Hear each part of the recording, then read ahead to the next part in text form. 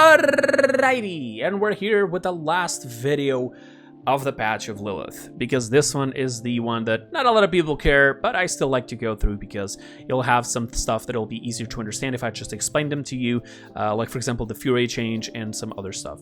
Alright, let's get through this, shall we? So Azan was nerfed heavily. Basically, his HP has went down. Alright, this is what it means. His ability of having DR once you hit the max IR has now also been nerfed, so you have less DR once you hit that threshold. As for his right click, his conviction ability, yes, no, it says ability too. Yes, this is the dash, I'm sorry. So his dash will now have less range, and it will also reduce it has less stun duration, okay? So you stun people for less, and this is also some numbers that you can look at with talents specifically that will benefit the stun even more, and against his own specific walls or just normal walls. You'll have here the numbers in case you are wondering, so there they are. Now, let's go into his right click. The lift duration, you know, when you lift people up into the sky, has now been nerfed a little bit, so the people are not as oppressed when being right-clicked by Atlas. And finally, his ultimate will now deal more damage, and that's okay with me, I guess. He also received a bug fix where he's not going to be able to like go out of the map by accident with his ultimate, which has happened. I actually saw some reports, I saw some video clips of that, and yeah, people just going under the map by accident by ulting into specific areas and some other stuff, but we don't need to go about that. So let's go into Barrack. Barrack's shield has been buffed to have 4,000 HP now instead of just 3,750. His tinkering talent, the one that it just makes you one little projectile to shoot every time from your weapon, has been buffed to 550 damage. And now let's go into Betty. Betty's had some, some fixing on her descriptions, so that's okay. The explosive personality, her jumps will deal less damage now. Her ultimate will be faster and deal more damage. All right, it'll deal 1,900. It'll be faster when you're riding the rocket, and it will be faster when you just send over the missile alone. And also, it'll lock you up in the air. So imagine that you fell out of the map. You ult, you'll now be locked at the place that you activate your ult, so you not just go with the momentum and start falling until you die, right? I did this a ton of times, but it has been changed now, so it may be a little bit better, especially for console players.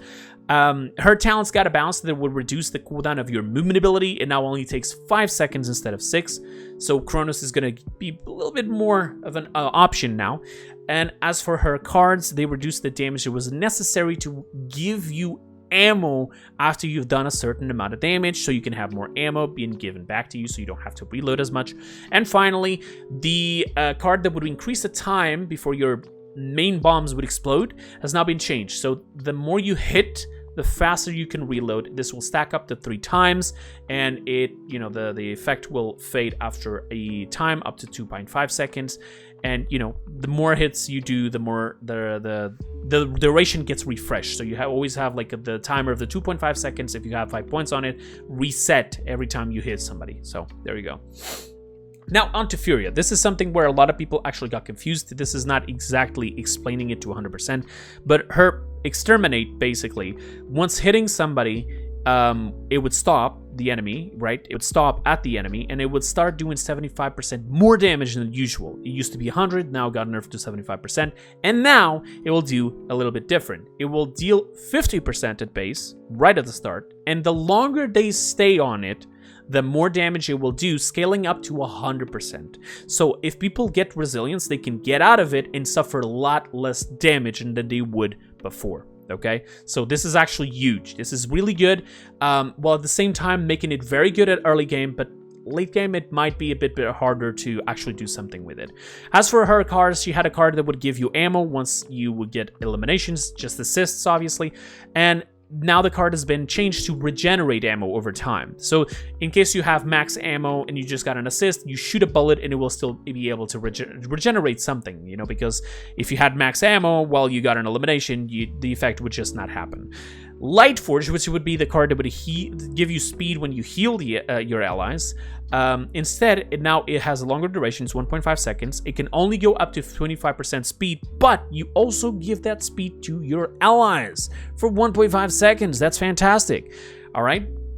Grok's totemic word talent, the one that, you have 3 charges with the totems and etc. now also increases the radius of the healing totem. So a lot harder to miss on those heals. Genos Binary Star has actually been reversed. The little, the fire rate has been reversed a little bit. I don't know if it was fully reversed, but you can shoot at the normal fire rate that you would before. But now, when you use the talent, you have only 10 ammo. They also changed something here to help out with this, which is the card that would give you extra ammo. You can just put 10 extra ammo on it. Instead, it will give you ammo based on your, it will by percentage. Instead, if being a flat number, independently whatever talent you use, in this case, it will actually depend on how many base ammo you got, and then it will give you depending on that. Okay, so if you go up to 50%, which is what the max of this card would be, and you have 10 ammo, it means you can get up to 5 bullets when using this talent. But if you use another talent, then you can get a lot more, because the 10% might differ depending on what the talent is that you're using. Penumbra, which would be the lifesteal card by just a flat effect, right? You would just receive it as lifesteal on your kit. Instead, it will actually give you up to 25% instead of 30% as it was initially, so it got nerfed. And now let's go into Khan. His shield has been buffed, and his talent of his shield will also, I'll give you extra recharge rate, so it recharges faster, and you can stack this up with the card that also gives you that effect, so you can go get his shield pretty fast, which is good. And having extra HP on it, it just allows Khan to go a little bit more point tanky in case you're solo tank, you know what I'm saying? Basically that. Now let's go into Kanessa. Kanessa's Eagle Eye talent, the one that it just allowed you to shoot really fast but not do as much as damage as you would when charged shots. It now has been deleted, and instead we'll have a new effect, which is you have 2 additional oppressor mines out at one time. So you can have 4 mines instead of 2, and when you throw out a mine, it actually throws 2 mines, similar to Maeve's attack, right? You throw 2 daggers, so you can sort of you can flick and put them in different places. But yeah, Mines Nessa, love it. Not really. Dumba had here a thing that we need to talk about. Okay, basically his right click, without any talent, without any card, will always refund something if you miss. If you miss the heals, it will always give you something back. This is similar to the card Eerie Presence, but instead you will no longer have to use that card. Obviously, Kronos is still going to be really beneficial with this, so that you can get that cooldown refund to have a bigger impact. And that card, for now, there's not exactly an idea to what it should do, but they're looking into it, and we might already have an effect on PDS, who knows. His card that would heal you once you activated Gourd instead now actually gives speed to you and your allies while you're standing on the Gourd, and after you leave it for 0.5 seconds, you got that speed boost. You can go up to 25%, pretty good. Pip's hitbox has now been reduced by 15%, so it's not as easy to hit Pip on his head. It's not massive, but it's always a very good quality change, because Pip would be really easy to just be sniped by Anessa, imagine. Or just straight up a buck in front of him. The headshot would just be too easy to hit. Right now, let's see if this does any change. Test it out on PDS and let us know. All right, we'll give that feedback to the devs. Sadi has been nerfed and pretty much almost everything. She did have a buff. Her damage on her main fire has been nerfed, which means subsequently her headshot has also been nerfed, because it will now do less in overall. Her Pip's regeneration basically is slower now, but not too much, just a tiny little bit. A little extra 0.15 seconds. Nothing too crazy. And her jump will actually go further. You can jump further back with her blast back, basically. Seris had a huge change, which is massive. I love the changes they did here, actually. Basically, you have now a longer cooldown to Rensol. Rensol is the one where you blow up the orbs, okay? And it does more damage per orb, but it also increases the healing you receive from stacking, just blowing up those orbs that you've now stacked on the enemies. And the ultimate can now be triggered mid-air. This is insane. You can just throw it and trigger it like a Damba ult. and wherever you want it, instead of like, oh no, I threw it too far. No, you can just trigger it again and just activate it right in front of you. Mid-air, doesn't matter. It will put people into the air. It's insane. As for her talent, Agony has been changed, and this is going to be more of a healing talent now, but you'll have the stunning effect applied to base. So if every time by base, Seris with 4 stacks will be able to stun people. This is insane. But with this talent specifically, instead of the other one that increases the range and the healing speed, you can go with this one. In it, if you have 5 stacks, you just need 5 stacks, you'll get up to a 25% ignoring effect onto the anti-heal. So imagine they have 90% on Cauterize. You can take away 25% of it as long as you hit 5 stacks for 8 seconds. It obviously excludes the Willow's Dead Zone. Sorry, like, cannot happen. So, and if your allies have like Rejuvenate, it'll even give you an extra benefit. So you'll be able to heal late game. It's insane. Crazy. All right, Strix's stealth consumption is now stronger. Vatu will be able to deal more damage at a little bit more range. Okay, and increase the minimum damage done at maximum range. So basically, like the how do I explain? The damage you would do at your maximum range possible is now a bit better. Instead of like, I don't know, like 50, it will now do 100 or something. It's just giving you like an example, okay? Like, it's basically overall you'll do more damage at longer ranges as well. Yaggorath has been nerfed, unfortunately. Her HP, her base HP has been nerfed, and her ultimate now has a minimum range of 50 units. So you have to be pretty close to use your ultimate, and it will no longer miss in certain circumstances. If you see those little brackets that show that you can ult, that means you can ult and it will not miss. Okay, that's pretty cool. Now let's go into bug fixes. Azan, again, will no longer go into outside of the playable area of the map with her ultimate. Drogo's Fusillade, you probably saw this one. It was actually doing extra damage on indirect weapon shots with Fusillade, the talent. It's been fixed. Canessa's and Strix's HUD on the scope, the little central reticle, has been finally fixed. 7 had this issue that this is actually me who mentioned it to the devs for both 7 and Vora, where you could not grapple if there was an ally standing in front of your reticle, right? It would not allow you to grapple to behind them, which technically speaking makes sense, but since we don't have even friendly fire, it wouldn't make any sense on this situation. So both Vora's tendril and the 7's grappling hook will now work through your allies. You'll be able to just zoom through your allies in case they're standing right behind you and you just need to run away. So it's really, really good. And they also fixed a couple of typos on their cards, so it's okay. Now let's look at general fixes really quick. The mute button has now been fixed. This is live right now as we speak. So if you had issues like on like competitive matches and you wanted to mute people and it wouldn't work, it will work now. They also fixed some places on Frozen Guard inside of the spawn where it will not allow you to open the store and etc. They fixed an issue where some of the announcer packs would say certain things when they shouldn't, in like TDMs, saying like the match is about to begin when it's already started. They also fixed the issue where projectiles would fall through the little stairs, little cracks on the stairs on the Brightsmarsh dock near the outside where you can fall into the outside of the map. They also fixed an issue where the force field on top on Timbermill's spawn door, it would sometimes stay there, like the little barrier that doesn't allow you to go outside.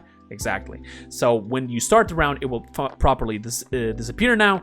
They also fixed an issue where Frozen Guard has invisible walls. This is one that I also mentioned. I had this a ton of times, and once I spoke to the person in charge of the maps, he actually said, we're gonna get this fixed, this patch, and boom, it's done. There is some invisible walls near the little on Frozen Guard. You have those stairs that goes into a room with a fireplace in the middle.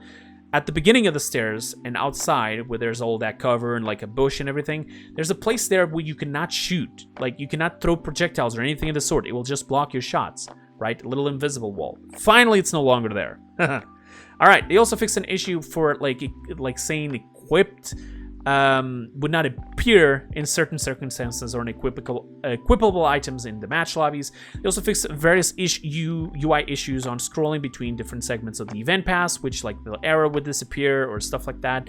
They fixed an issue where skins preview voice lines would play when selecting non-skin items on the event pass. They also fixed an issue with currency values would not fit the button of the UI when you're trying to buy crystals. And they finally fixed also issues on announcer packs would play previous voice lines in other pages of the accessory menu. So there you go for bug fixes, balancing, and etc. I think they did do a little comment here onto competitive. Let me see here really quick if they did mention it. Time to spice up things for this ranked location. We will be swapping out Frozen Guard for Splitstone Quarry.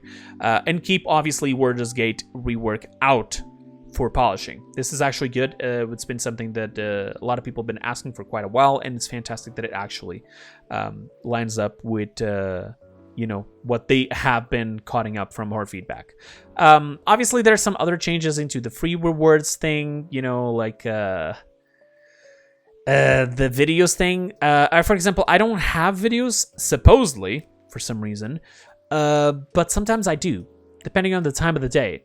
I really don't know why. I don't know if this is a similar thing to you guys, and this is actually the reason I also wanted to talk about this. If you guys are having ads, the watch for rewards, etc. thing, when you're not supposed to, when you didn't have it before, let me know. Because I think I might not be the only one with this situation. They did increase basically the rewards for the 5th, 10th, 15th, etc. Basically you'll get more crystals, more bounty coins. Actually, you'll get crystals now instead of just bounty coins right there. And some, you'll even get a flare chest for watching. You can then trade this in case you already have all the flare chests for crystals. If you haven't heard, yes, you will be able to trade your extra chests for crystals. So if you have a lot of, flare chests, golden chests, or diamond chests, just stacking up and just collecting dust, you can now try to open them again and get crystals for them. Also, they added some of the newest champions into the training maps, or just bots, for the the training maps, and when you're playing till level 5, or you just go for training queues like Koga, Dredge, Atlas, Io, Realm, etc. And so on. All of the newest champions that never got really added into it. Beyond that, that's pretty much it that I have here for you. We have limited time modes, but you can just read those. I don't really care about LTMs, honestly. I don't know. Maybe I'm the only one. I'm sorry. But yeah, I have, again, this is going to be the last video. I have here a question for you, which is, what do you think about this patch? Okay. Do you like it? Do you like this new champion? Do you like the new mode of the payload? I also did a video on that if you haven't checked it. I also did a video on the event pass if you haven't checked it, and the abilities breakdown for Lillith. What do you think about all of this? Do you like this patch? Because it seems a very awesome patch. I gotta be honest, I'm really excited for this patch. It's probably one of the most exciting patches that I had over these last 2 years at least. I'm really happy that this actually happened. So let's see if in the future we're gonna have even better patches. And I've also heard that the champions releases are going to slow down a bit, so that might also be very good. Let's see. So that's pretty much it for bug fixes, balancing, and some other shenanigans. Thanks so much for watching. I'll see you guys next time, and until then, have a wonderful time. Bye bye.